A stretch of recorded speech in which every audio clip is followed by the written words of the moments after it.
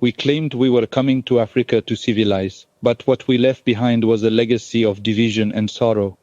In truth, we were there to exploit, to take the riches of the land and the labor of its people. It was all about greed, but we must it as duty. Look at the wars in my Congo. So much blood has been shed over the precious stones which lay in her soil. In Katanga there is copper, cobalt, uranium, cadmium. There are diamonds in Kasai, and plenty of gold and silver too. That's what the war in Katanga was really all about. In 1960, Union Minière transferred 1.25 billion Belgian francs into Moise Tshombe's bank account to pay the white mercenaries fighting against the national unity of the newly independent Congo. Union Minière had been the main mining company in Congo during Belgian rule. It was mostly owned by Société Générale de Belgique, a holding company with close ties to the Belgian government. And it wasn't only Belgium who were interested in Katanga. The British mining company Tanganyika Concessions was a founding partner of Union Minière.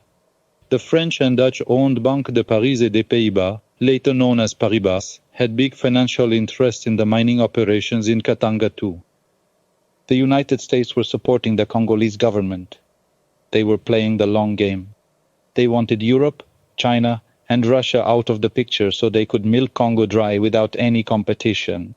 The Americans went on to support Mobutu's dictatorship for decades, while he was taking millions from the state-owned mining company. I was just a pawn for their geopolitical games in Congo. With my soldiers, I even fought against the United Nations, the defender of human rights. Human rights. That was something I regretfully disrespected in my own life. Even after Congo, I advised various far-right paramilitary groups in South America. What a shame. At one point, the United Nations arrested me and expelled me from Congo as a troublemaker. I rushed back to fight against them, even harder. Despite all of that, I was never charged for all the people who died because of me. Civilians, Congolese soldiers, UN blue helmets. We killed with impunity. An impunity that lingers on.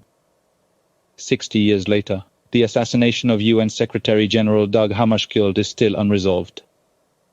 In 1961, Hammarskjöld was on his way to negotiate a ceasefire in Katanga when his plane crashed, killing everyone aboard. The cause of the crash is still under investigation today.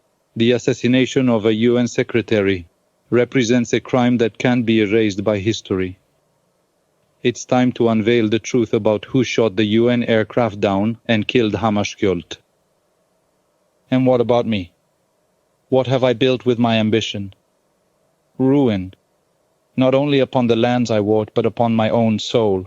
If only I could reclaim those years, I would choose a path less stained by blood.